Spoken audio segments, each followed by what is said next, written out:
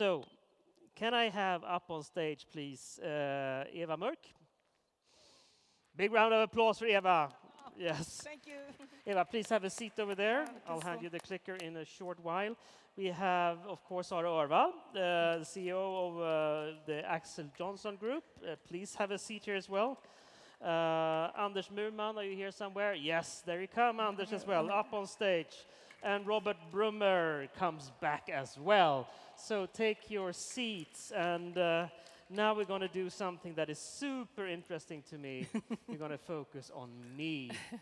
Eva, I hand you the clicker and just a short intro to you. I mean, Robert, we just met you. Eva, I'm going to introduce myself you later. introduce yourself, Anders. Will you also introduce yourself? Yes. Oh, wow, what a sound. Yes, I'm Anders Murman. I'm the CEO and co-founder of Diversify, a health innovator within consumer health. Lovely. And Sara, who are you? Hello, everyone. I am COO of Axel Johnson, which is a family-owned investment company major focus in food, but also the author of a book called Your Future Self, which is about technology measuring more things in our body, which will be the topic. Exactly. So you're here mostly as the biohacker, not as the COO of the Axel Johnson Maybe Group. both. But I will get back to that later on. So, okay, Eva, I'll start by having you on stage Now. here. What is this? Measuring Johan. That's me, by the way. So, there, measuring Johan. My name is Eva Mörk, and I am a dedicated health engineer. And that means that I'm combining my technical background. I have a Master of Science in Computer Science with a solid education in nutrition, functional medicine, and precision health. And engineers, if I'm generalizing, like to solve problems. I'm no exception for that. But to solve a problem successfully, you must understand the problem before going for the solution. And I got the mission from Johan to helping him to understand the root cause of his problem, his health problem. So what is Johan's health problem? What is the root cause of Johan's problem? Yep. It's easy to think that Johan's basic problem is his weight. But Johan's weight is just a symptom that something else isn't working in his body. And the result will be excess weight. So the question we shall ask ourselves is, why is Johan gaining weight? Not how is Johan gaining weight, because everybody knows that. Johan is gaining weight because he has problem with his metabolism. And simplified, this means that his metabolism is blocked. He can't use the energy he's eaten and digest, or instead it will be stored as fat. And according to the WHO, over 1 billion person in this world are suffering from a metabolic disorder. And that means that we are living in a metabolic pandemic. So, in the metabolic pandemic, but we have to answer, we want to see now, what is Johan one of those 1 billion persons that are suffering from a metabolic disorder? And we can easily measuring that. And by measuring and calculating these 8 markers, I got a very precise status of Johan's metabolic health. So we start with this waistline and visceral fat area. We continue with the muscle mass, fasting blood glucose level, triglyceride disturbed if it has a disturbed profile, a lipid profile, HDL, the cholesterol, blood pressure, we didn't measure that, Okay. C-peptide, and that is a residue from insulin, and calculating HOMA-ER to see if it's insulin resistance. So, what does it look like? We start with Johan's body composition and visceral fat level. And as you can see, this is his weight, this is his skeletal muscle mass, and his fat mass. Everything that is in the gray area is in the normal range. So the weight and the fat mass is not in the normal range. But we are not interested in his total weight. We are interested in where is the fat situated. So we have to continue. And here we can measure his visceral fat area. There are two scales, but I think it's better to working with the visceral fat area. And the normal range is around 50 to 100 square centimeters for men, and he has 361 square centimeters of fat around his inner organ. So now we can know for sure that he has a problem with his metabolism. He has a metabolic disorder. Let's continue with his blood markers, and then we can see that his lipid profile is okay. Nothing to worry about, that's good. But when we're looking at his glucose, it's 7.2. I mean, this is the range for type 2 diabetes.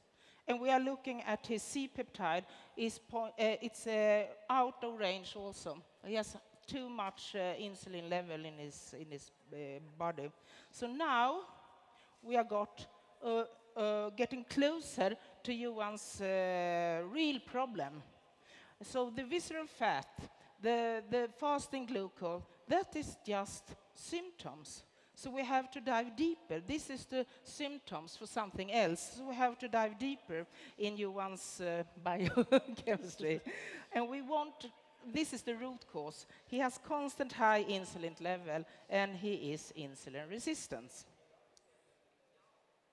And we know that insulin response is different between obese people and thin people.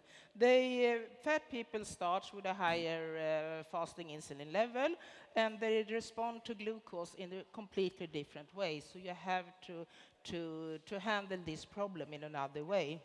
And it's easy to think... It's not me. It's not me. No, it's not you.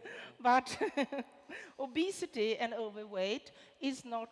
It's not about willpower. It's not about someone is lazy, have a bad character. It's about a hormonal imbalance, that you have too much insulin in your body.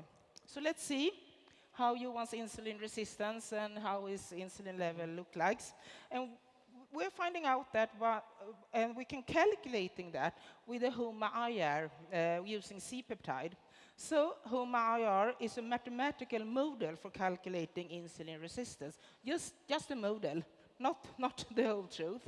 And I'm entering his plasma glucose, and his C-peptide, and then you can calculate his insulin resistance. And here is his insulin resistance. How insulin resistant is Johan's body? As you can see, he's very insulin resistant. Here is his problem. We can also calculate the beta cells load in his pancreas. I mean, is his beta cells working too much to produce all this insulin? Yes, the normal range is 40%, and he has 83%. And we can see the sensitivity of his cells, how sensitive is a cell to insulin, and the normal range is 230%, and he has 41%. So you see, his cells has lost his sensitivity for insulin. And Johan is at a tipping point for the metabolic syndrome. If you were born healthy and then you die of a metabolic disease, Johan is here. He can still do so much about it. This is a process around 20 years, but now he has to say stop. So Johan's root problem is not his weight, it is that he is insulin resistant, and he has constant high level of insulin. And there are a huge lack of knowledge about this area of insulin resistance. And I think we have to solve the problem in a different way, because if the number of calories were the problem, the solution should be to eat fewer calories. And we know this doesn't work, not if you are insulin resistant. You have to handle this in a completely different way. But if the problem is too high insulin levels and insulin resistance, the solution should be to lower insulin and make the cells more insulin sensitive. And that is the solution, that is the missing piece. and it's so we're going to attack this problem. So Johan have to reclaim his metabolic health, and that is not about a diet like low-calorie diet or a low-carb diet or a carnivore diet or a vegetarian diet. It's a diet designed to lower insulin levels because that is the physical trigger for fat storage.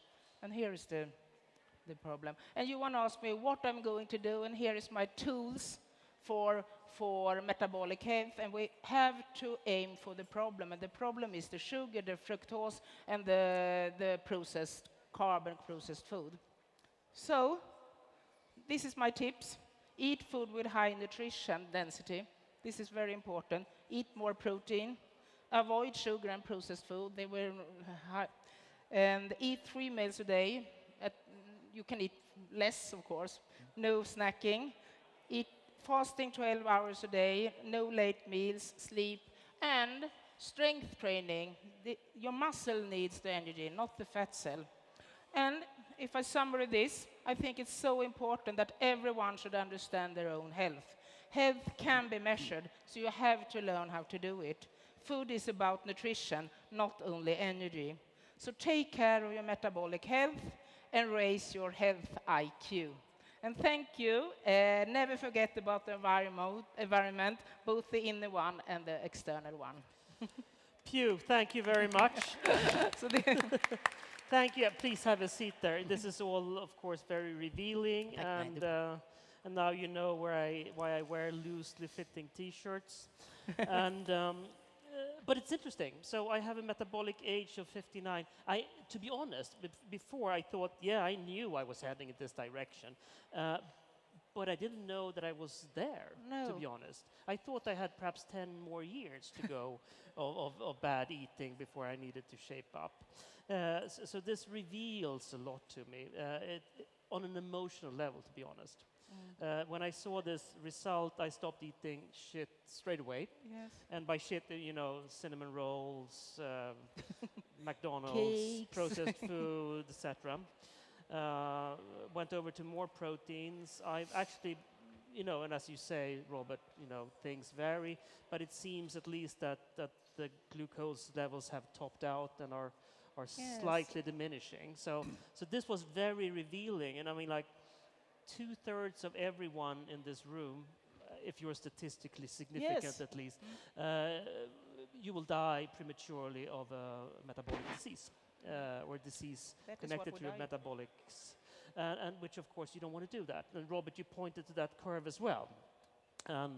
We really want to prolong our good life years, and it's really not a matter of doing anything else than just stop eating shit, right? So this is about hacking my body. Yes. I will hack my body now. But sorry, I must ask you.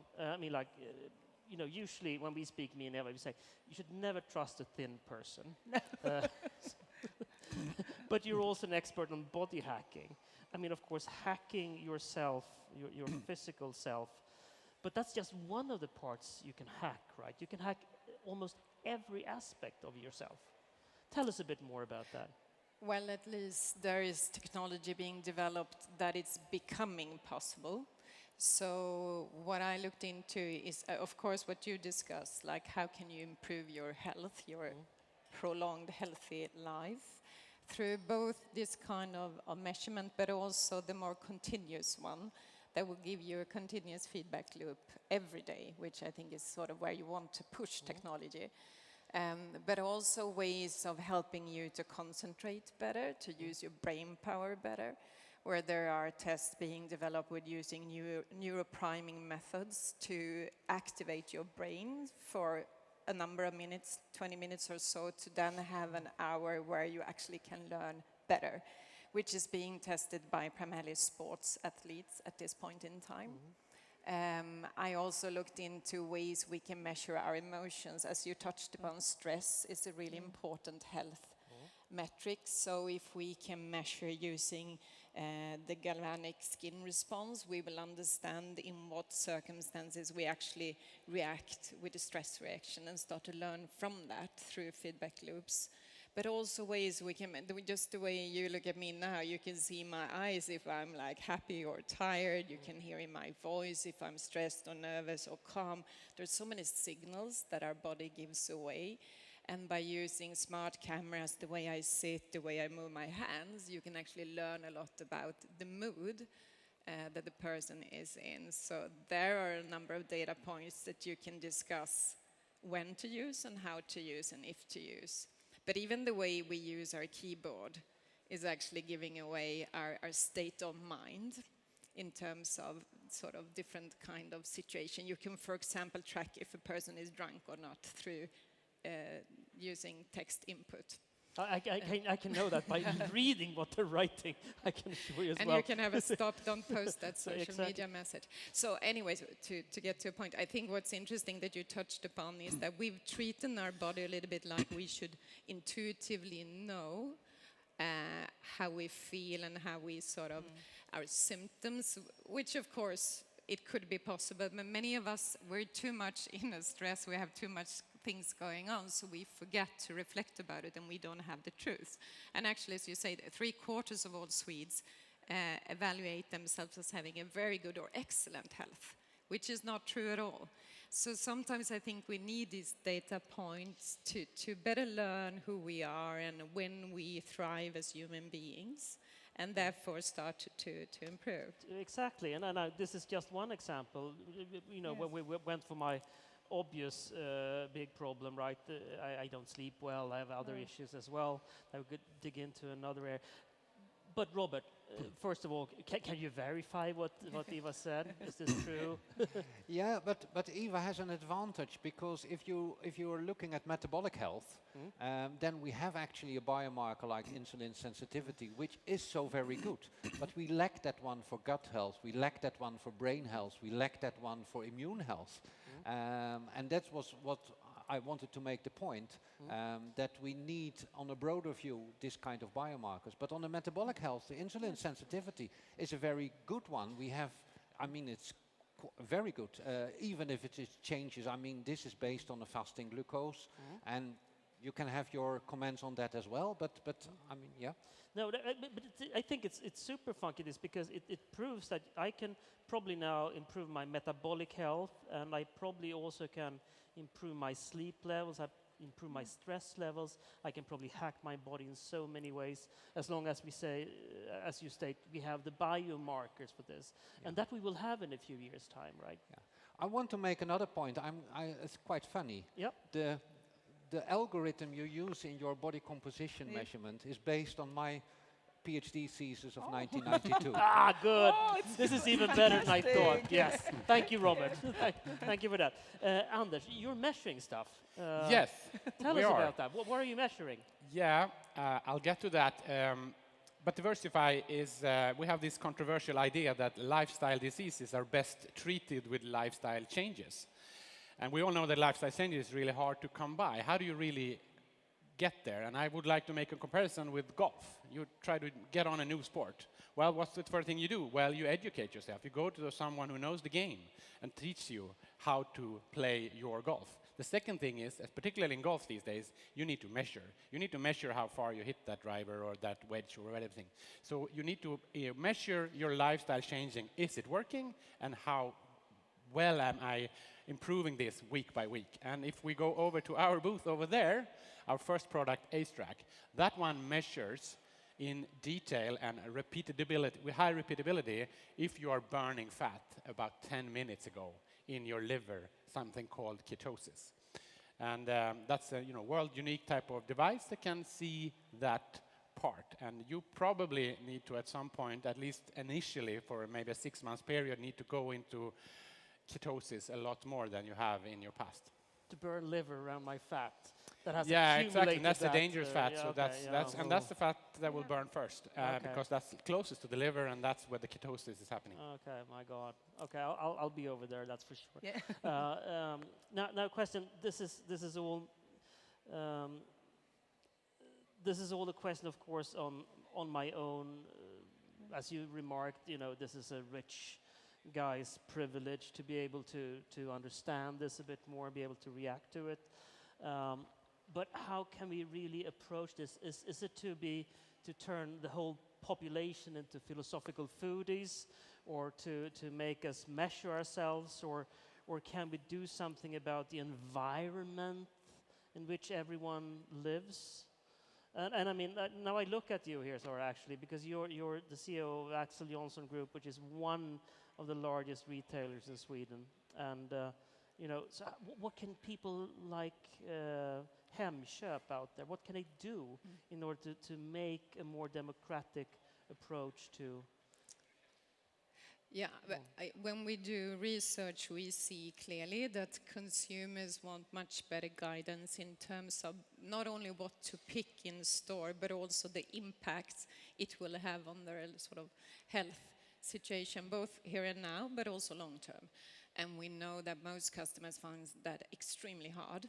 And so far, food has been something we pick out of convenience or taste, or just sort of out of habit. And I think the big change we're going to see happen, maybe gradually, but it will happen, is that you have to look upon food as something that is actually building your body for a future healthy lifestyle. And that is a huge shift. And I think we need to take our responsibility to better guide consumers towards that path. But then again, we need to sort of find the drivers. You cannot force people into it. So it will be a matter of cooperating with a lot of different incentives to choose better food, for example, where we see UK, for example, introducing a tax on sugar-based food. One way to do it. The way to guide is another. And I think then these different kind of measurements will be needed, because that gives you the proof that your choices you've made will give you results, and people will need that to continue.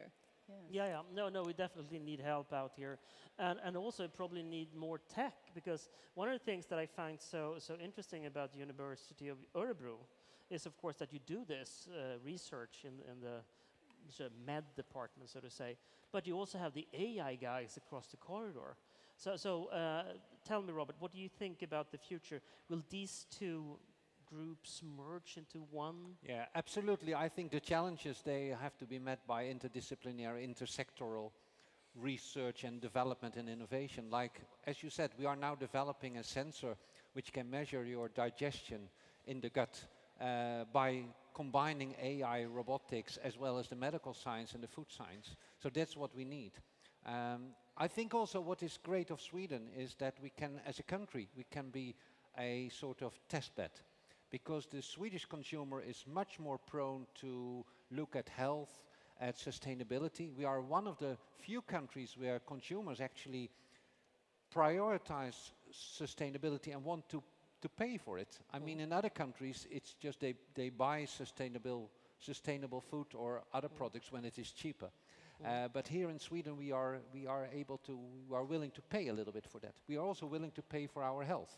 So I think that we could use Sweden as a pilot country as well. Which is interesting, because that's also what I'm hearing from the people at the Axel Johnson Group, that this is an area that you're working actively with. Absolutely. Where you want to be able to help people guide, because that's also what the value is. Anders? And also add to that the healthcare industry, the healthcare world needs to be much better in starting to care about food. They don't. Western world's doctors are not trained in food. No. They are trained in medicine.